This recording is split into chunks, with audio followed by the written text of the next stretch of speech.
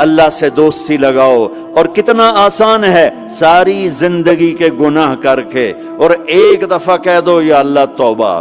ایک قطرہ آنسو، یہ میرا کرتا ہے نا، اس کو دھونے کے لیے ایک بالٹی پانی چاہیے، کم از کم ایک بالٹی پانی چاہیے.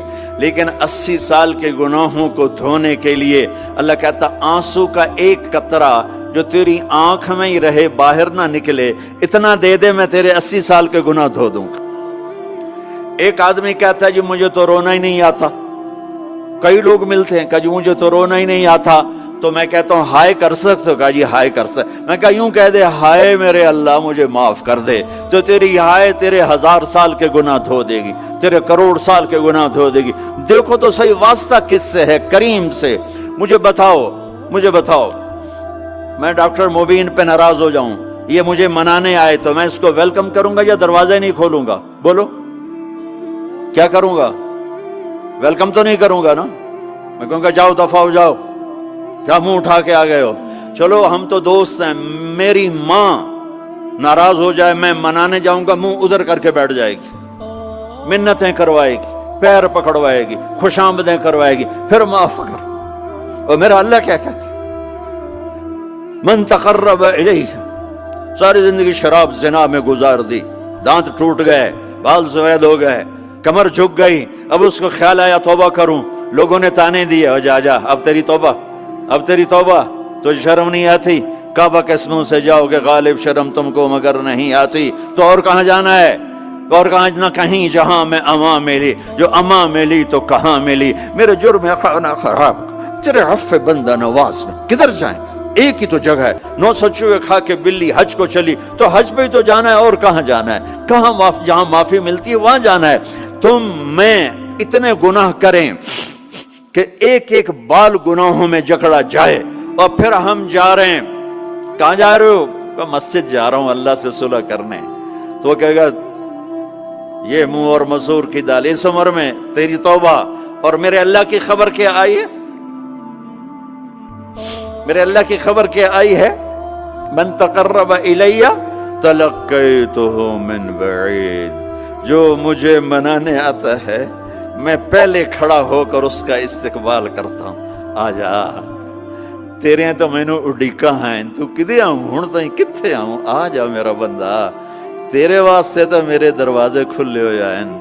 کدے نکل گیا ہوں، کتھے ٹر گیا ہوں؟ کہاں چلے گئے تھے؟ تلقیتہ من بعید. کوئی ہے بتاؤ، کوئی ہے ایسا؟ کوئی دوست، کوئی بھائی، کوئی بیٹا، کوئی ماں، کوئی بیگم، کوئی خاوند، کوئی باپ، کوئی حکمران کہ تم روٹھے کو منانے جاؤ اور کہے ویلکم مرحبا؟ اور وہ جس کو کسی کی ضرورت نہیں، نبیوں کا محتاج نہیں، کسی کے سجدوں کا محتاج نہیں، فرشتوں کا محتاج نہیں، اس کو منانے جو اس کو تو ضرورت ہی کوئی نہیں ہے، پھر کیوں میرا استقبال کرتا ہے؟ ترمذی کی روایت ہے، بنی اسرائیل میں ایک نوجوان تھا کفل، روزانہ نئی لڑکی اپنے کمرے میں لاتا تھا. شراب اور لڑکی اس کی زندگی تھی. ایک رات ایک لڑکی کو لے کر آیا. 60 دینار پاکستان کا 12 لاکھ روپیہ بنتا ہے، اور آپ کا 1 لاکھ بنتا ہے. 1 لاکھ رینڈ دے کر وہ ایک لڑکی کو لے کر آتا ہے. جب کمرہ بند کیا تو دیکھا وہ لڑکی رو رہی تھی. تو کفل کہتا ہے میں زبردستی تو نہیں لے کر آیا، ڈیل کر کے لایا ہوں. تو وہ روتے روتے بولی کفل طوائف نہیں ہوں، غریب ہوں، مجھے غربت نے عزت بیچنے تک پہنچا دیا ہے. میں کہا کرتا ہوں جب مالدار لوگ زکوٰۃ نہیں دیتے تو غریبوں کی بیٹیاں طوائف بن جاتی. جب مالدار لوگ اپنے جنت بنا دنیا کو جنت بناتے ہیں اور غریبوں کو بھول جاتے ہیں تو غریبوں کی بیٹیوں کی عزتیں یوں نیلام ہوتی ہیں. وہ ساری زندگی کے لیے طوائف کا داغ اپنے ماتھے پہ لیتی ہیں اور زندگی بھر عزت کا ایک لمحہ نہیں گزار سکتی. اور طوائفوں سے کھیلنے والے وہ ویسے ہی مسٹر رہتے ہیں، وہ ویسے ہی ہز ہائنس رہتے ہیں، ویسے یور آنر رہتے ہیں. ایک بچی کی عزت برباد ہو گئی اور اس خبیث کی عزت ویسے کے ویسے ہے، اس لیے تو میرے اللہ نے قیامت کا دن رکھا ہے، اس لیے تو میرے اللہ نے قیامت کا دن رکھا ہے۔ ہائے ہائے ہائے ہائے، ایسے تو نہیں حسین سر کٹوا کے نیزوں پہ چڑھ گئے اور آل رسول گھسیٹے گئے اور بوٹی بوٹی ان کے ہو گئی کہ اللہ کو نہیں چھوڑنا باقی سب چھوڑ دیں گے۔ جس امت کے پاس کربلا کی تاریخ ہو وہ امت نماز چھوڑ دے، وہ امت جھوٹ بولے، شراب پی، زنا کرے۔ جلا دو اپنی تاریخ کو، جلا دو اپنی کتابوں کو، جلا دو اپنی میراث کو، جو کرنا ہے پھر جو مرضی کرو، بھلا دو حسین کی قربانی کو۔ یہ کوئی زندگی ہے جو ہم گزار رہے ہیں؟